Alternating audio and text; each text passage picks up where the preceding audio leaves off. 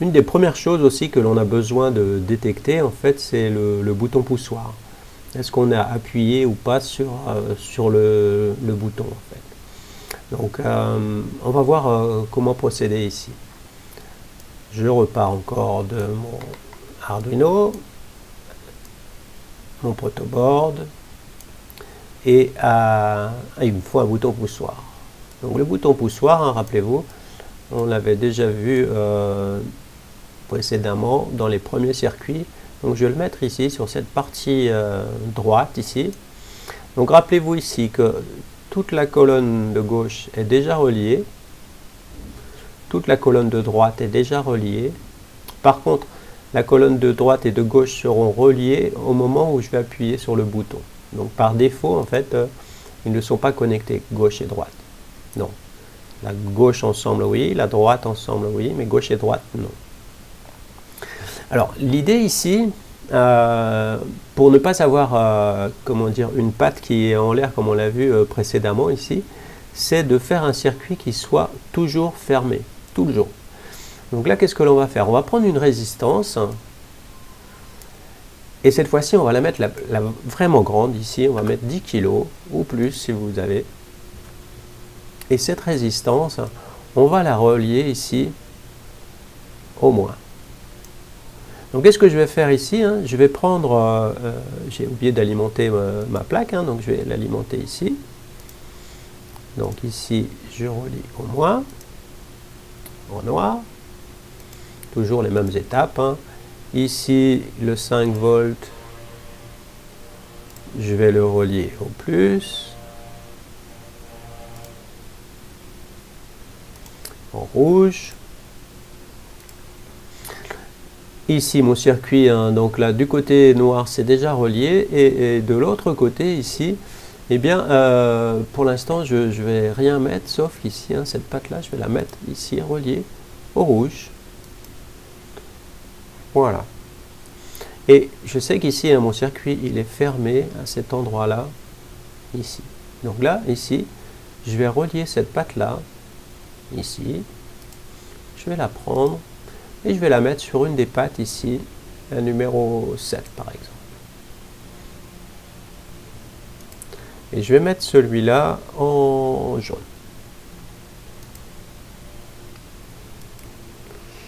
Ce que je vais faire aussi, c'est que je vais prendre une autre résistance, hein, comme on a l'habitude, une petite résistance cette fois-ci.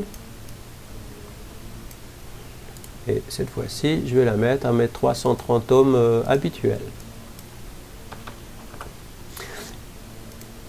Alors, qu'est-ce que je vais faire? Vous allez voir, je vais vous expliquer ici. Mon but ici, ça va être avec une LED.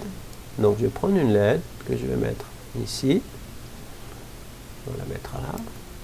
Rappelez-vous, hein, alors là, je ne vois pas bien ce qui se passe. Donc, peut-être que je vais la mettre de l'autre côté. On verra peut-être mieux ce qui se passe ici. Je vais mettre là. Je vais prendre un fil, hein, qui rejoint cette partie-là, ici. On va le mettre en marron, celui-là. Et qu'est-ce que je veux en fait? Je veux ici, mon scénario, ça va être le suivant. Dès que je vais appuyer sur mon bouton, je vais demander d'allumer celle-ci. Évidemment, on pourrait dire, bah, autant le faire directement, mais là, c'est juste pour montrer la programmation ici. Donc là, ici, je vais prendre celui-là et je vais le mettre sur le numéro, par exemple, sur le numéro 4.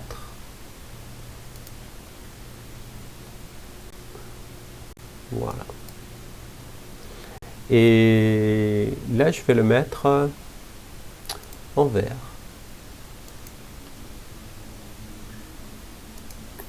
Voilà. Donc ici, hein, j'ai mes deux choses qui sont séparées, hein. Donc là, moi, qu'est-ce que je veux ici? Je veux détecter si j'appuie sur le bouton. Donc pour le détecter ici, eh bien, il va falloir que je mesure ici cette tension-là. Donc, sinon, ici, hein, je vais détecter ici. Une fois que je vais détecter, hein, mon idée, c'est de savoir est-ce qu'ici, c'est relié au plus, en fait, ou au moins.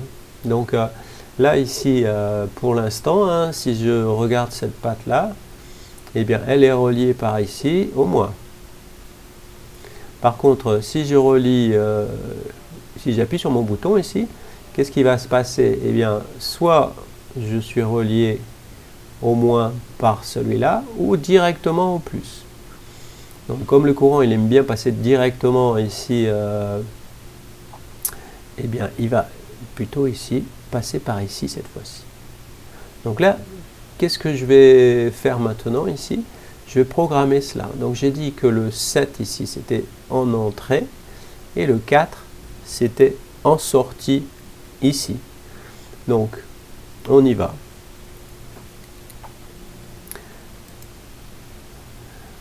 Donc, je prends ça. Qu'est-ce que je vais faire de façon régulière, hein? Je vais aller lire ici. Donc on peut prendre une valeur, si on veut faire comme précédemment, hein, je peux prendre une variable pour ma valeur. Et qu'est-ce que je vais faire? Je vais aller lire cette valeur-là en entrée. Et vous voyez, j'ai les broches analogiques et les broches numériques. Broche numérique, c'est de savoir s'il y a du courant ou pas en fait. Donc est-ce que c'est au niveau haut ou bas? Si on est un peu entre les deux, si c'est plutôt élevé, on va dire que c'est les niveaux hauts, et sinon le niveau bas. Et ça, c'est ce que je veux utiliser ici. Donc qu'est-ce que je vais faire ici? Je vais prendre, je vais définir ma variable ici, et je vais lire en fait ce qu'il y a, alors là on voit pas bien, sur le niveau 7, sur la broche numéro 7. Donc je vais aller lire quelle est cette valeur. Et il va me dire si elle est égale à 1 ou si elle est égale à faux. Donc ensuite, qu'est-ce que je vais faire? Je peux prendre un test. Sinon, on va faire ça. Alors mon test, quelque chose est égal à, on va prendre quelque chose égal,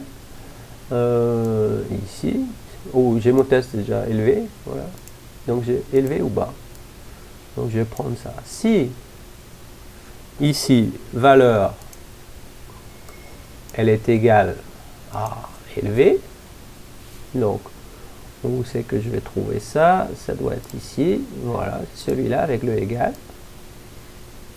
Donc si la valeur que j'ai lue, elle est égale à élevé, qu'est-ce que je vais faire? Eh bien je vais mettre du courant en fait sur la numéro 4. Donc là c'est une sortie. Donc définir sur élevé ici la numéro 4. Voilà. Et sinon, mais je vais dupliquer celui-là en fait. Sinon en fait, ça veut dire que elle est au niveau bas et donc celui-là, je vais le mettre sur faible. Et pour éviter de le faire un peu trop vite, on va attendre ici. Alors, on pourrait mettre, on va attendre pas trop longtemps. On peut mettre 1/10 de seconde. Voilà. Donc je répète ici, hein, donc au début, qu'est-ce que j'ai fait? J'ai défini une variable. Et à chaque étape, hein, qu'est-ce que je vais faire? Je vais aller définir, c'est-à-dire je vais mettre cette variable à quoi? À ce que je lis sur la broche numéro 7 ici. Donc si il voit une valeur élevée, eh bien alors il va mettre à élever aussi la broche numéro 4, c'est-à-dire il va allumer la LED. Sinon, il va éteindre la LED. On essaye de voir cela. On va cacher cela pour que ce soit un peu plus visible. Démarrons la simulation. Donc au début, elle est bien éteinte ici. Donc rien à signaler. J'appuie ici et elle s'allume. Je relâche, elle s'éteint. Je reste enfoncé, elle est allumée. Et voilà, elle s'éteint. Donc vous voyez, tout marche bien ici. Donc, ce qui n'est pas très facile à comprendre ici, c'est le circuit ici qui se fait autour de comment dire, ce bouton poussoir. Donc, si j'enlevais cette résistance ici, hein, on peut essayer de voir ce qui se passerait d'ailleurs ici. Ce qui est un peu compliqué, c'est que à ce moment-là, quand je suis en train de lire ici, Rappelez-vous ce qu'on avait fait dans la vidéo précédente. On était en train de lire, là je suis en train de lire une patte en fait qui est connectée à rien du tout. Puisque là c'est relié à rien du tout pour l'instant. Donc comme c'est relié à rien du tout, je ne sais pas trop en fait quel va être le niveau. Peut-être qu'il va basculer de faible à élevé, j'en sais rien en fait. Donc on peut voir si avec la simulation, vous voyez, elle s'est allumée, alors qu'elle n'aurait pas dû s'allumer. Donc c'est un peu bizarre ici, vous voyez. Si j'appuie, bah voilà, ça ne change rien puisqu'elle est déjà allumée ici. Donc j'ai un souci ici, hein, mon programme, comment dire, il ne fonctionne pas. Donc pourquoi en fait? Parce que ici, je ne suis pas relié à la masse. Alors, si je reliais directement à la masse, regardez si je faisais ça ici. Essayez de trouver le problème de faire cela. Donc ça, c'est quelque chose qu'il ne faut surtout pas faire. Parce que regardez ce qui se passe ici. Donc si ici, je démarre la simulation, cette fois-ci, ma lampe, elle est éteinte. Il n'y a pas de souci. Mais si j'appuie sur le bouton, je vais essayer normalement, il ne faudrait pas le faire parce que je suis en train de faire une bêtise, mais on va voir ce qui se passe. Mais vous voyez, ça ne marche toujours pas non plus. Pourquoi en fait? Eh bien en fait, regardez, là, si j'appuie sur le bouton, je suis en train de relier ces deux pattes-là. Et qu'est-ce que je fais en fait? Eh bien, je suis en train de faire un court-circuit ici. Donc là, il ne faut vraiment pas faire ça ici. Donc ce fil-là, je ne peux pas le mettre ici. Par contre, si je relie par une résistance, on recommence ici. Si je viens lire ici, qu'est-ce que je vais lire? Je vais lire une patte qui est connectée via une résistance, mais qui est connectée à la masse. Du coup, il va me lire 0 volts. Par contre, si j'ai connecté ici, eh bien, il va voir que maintenant, ici, je suis connecté directement aux 5 volts. Donc, il va me dire 5 volts. Donc là, il n'y a pas de problème. Mon circuit fonctionne sans problème ici. On peut redémarrer la simulation. Ma lampe est éteinte. J'appuie. Elle s'allume. Donc là, c'est ce qu'on appelle ici un pull down. C'est-à-dire que cette patte-là, eh bien, on l'a tirée vers le bas, en fait, quand mon circuit est ouvert ici. Donc, quand la patte est ouverte, celle-ci, elle n'est pas dans le vide. Elle est connectée à la masse en mettant une résistance. Donc ça, c'est ce qu'on appelle un pull down. De la même façon, on pourrait faire un pull up. C'est-à-dire, par défaut, elle serait connectée aux 5 volts. Donc, il faut vraiment mettre une résistance et la résistance la plus élevée possible ici. Donc maintenant ici, bien, on se va mettre, on se pose et on va se récupérer ici cela après. J'ai oublié de vous montrer mon code ici quand même. Donc le code ici, quand je vais avec le bloc des textes, qu'est-ce qu'il y a de particulier au début? Ma variable valeur qui a été déclarée. Ici, dans le setup, et le 7, la numéro 7, c'est une entrée. Et la numéro 4, c'est une sortie. Ensuite, dans ma boucle, je vais lire, mais vous voyez ici, c'est digital, c'est pas analog read, hein, c'est digital read, c'est-à-dire la valeur, c'est haut ou bas. Si la valeur, regardez le test, hein, égal high, si la valeur c'est high, j'ouvre mon accolade, qu'est-ce que je vais faire? Je vais écrire sur la patte numéro 4 en mettant le niveau à high aussi. Sinon, je vais le mettre à low.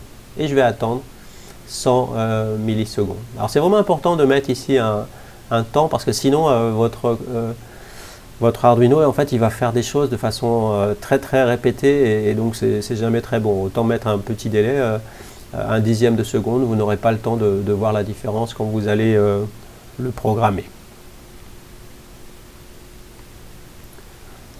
Alors on se retrouve avec le code ici hein, que j'ai déjà copié. Donc mon circuit ici sur le côté, donc ma résistance qui relie un des côtés du bouton poussoir. De l'autre côté ici je suis relié aux 5 volts.